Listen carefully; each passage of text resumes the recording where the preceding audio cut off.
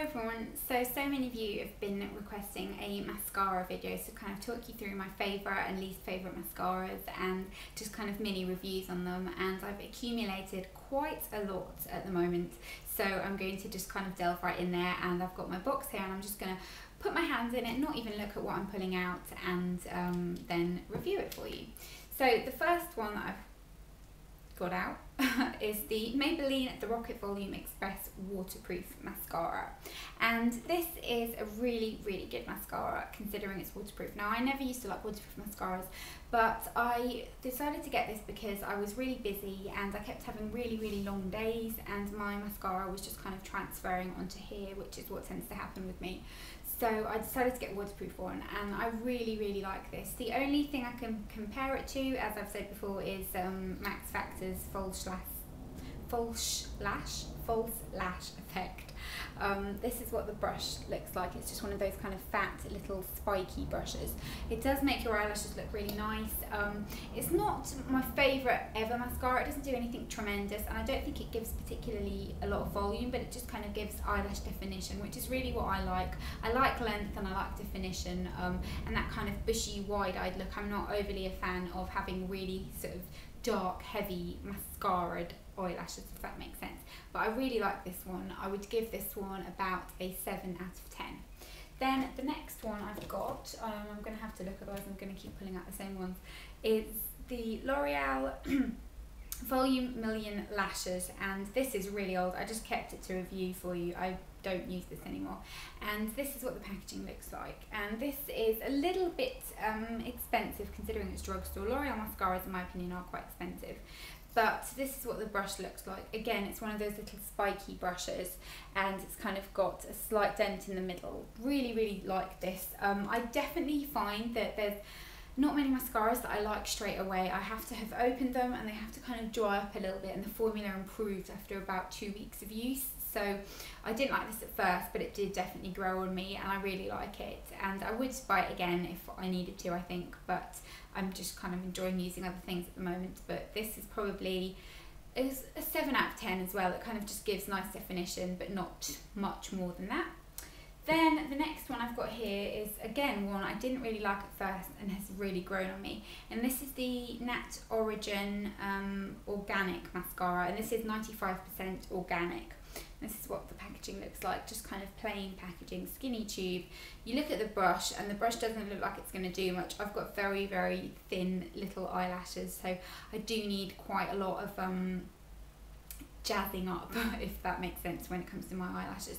But it's just got your standard mascara ones, and it's very black and it's very volumizing.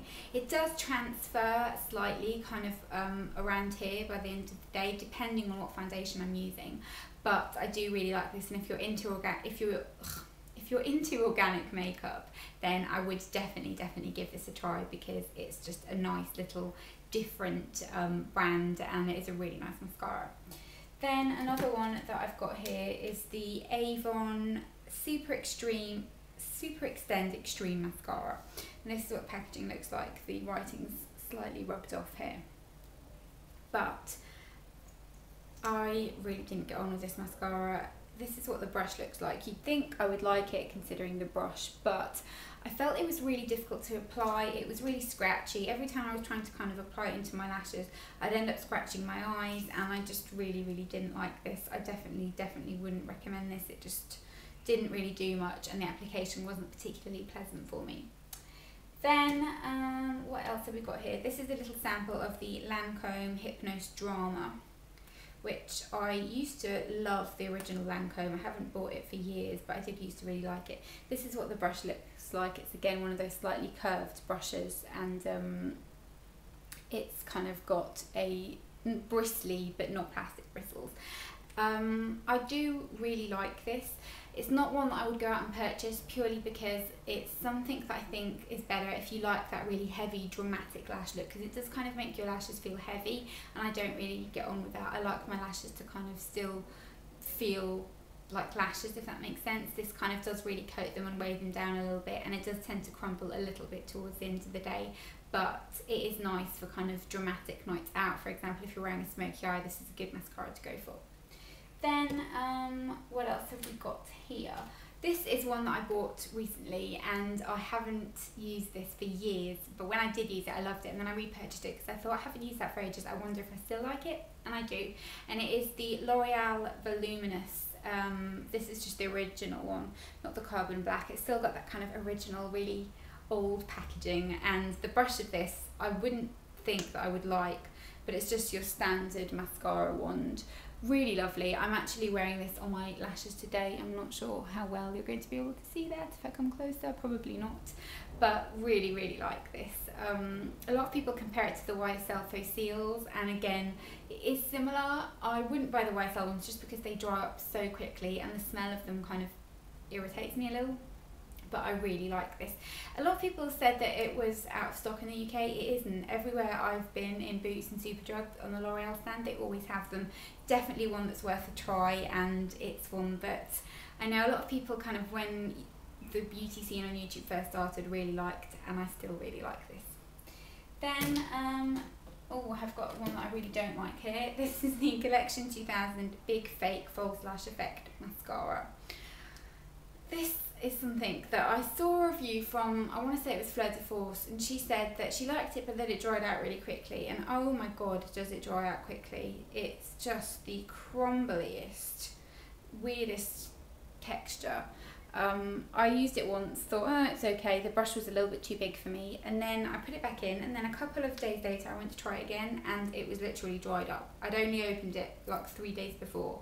So I really, really didn't get on with this. The packaging of it is cute, I suppose.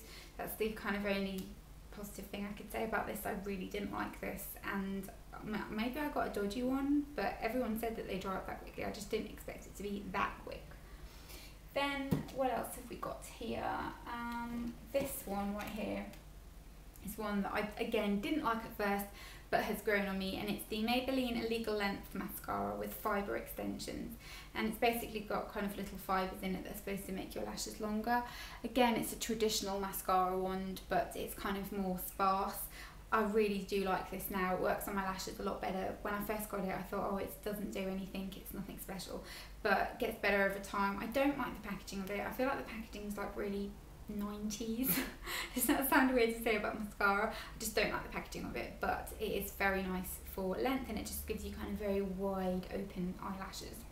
Then the next one is somewhat of a cult product, and this is the Benefit They're Real Mascara. I've done a full review of this, which I will link below, so I won't go into it too much, but this one's all dried up now, it needs to go in the bin.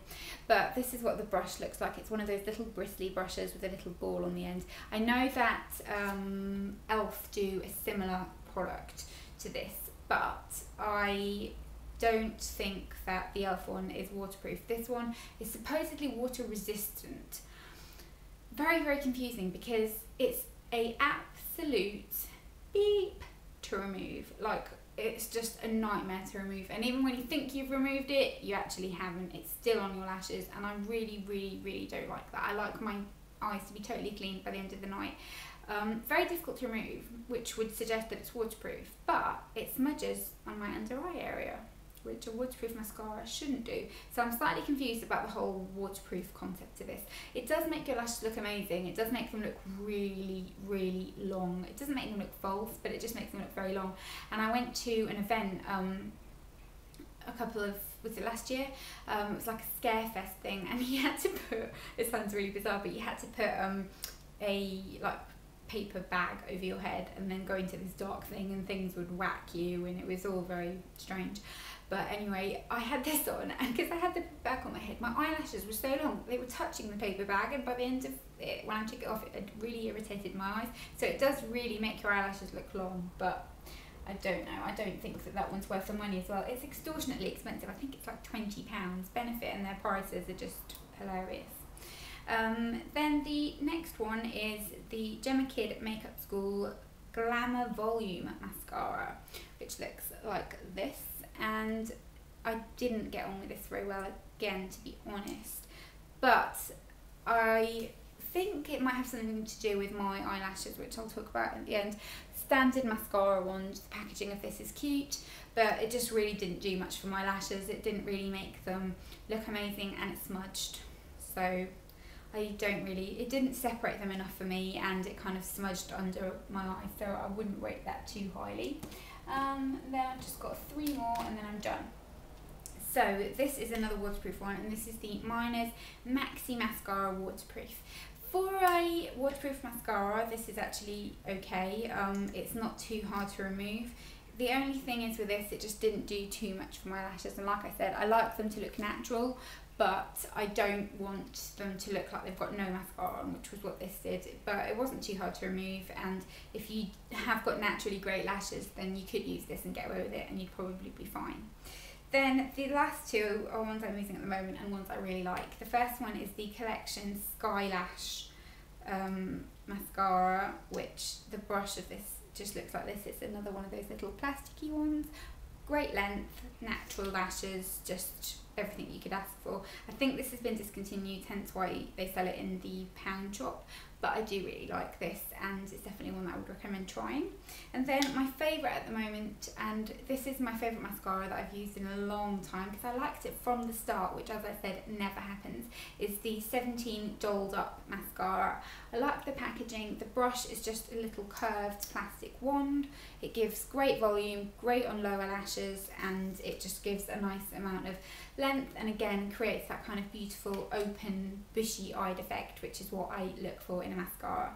But with mascara, I think it very, very much depends on your eyelashes, because whatever base you've got in terms of your lashes is going to affect what mascara looks like on you. So my lashes are not particularly dark, they're quite messy, they're not very curly, and they're not particularly long, so I do need something that's got quite a good brush to make them look good.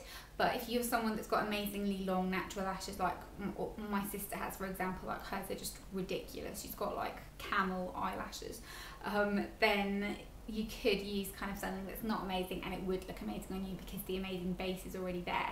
So that's something to bear in mind, but I thought it would be helpful considering I haven't got the greatest lashes, so I do know what can make them look good.